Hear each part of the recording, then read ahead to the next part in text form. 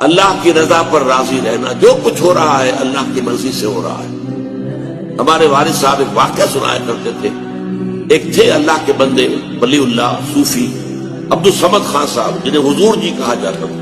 ان کے 2 جوان بیٹے تھے، ایک ہی دن میں دونوں فوت، انتہائی خوبصورت۔ یہ پٹھان تھے کیبل پور کے علاقے، 2 جوان بیٹے اور ایک دن میں دونوں بچے ختم۔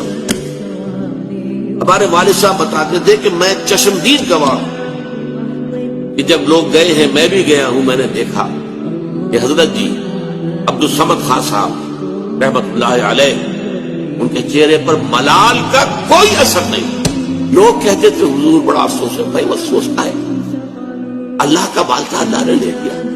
اللہ کچھ دے دے تو اترایا نہ کرو، کچھ چھین لے تو افسوس نہ کیا کرو۔ اللہ نے چھینا ہے، کوئی حکمت ہو۔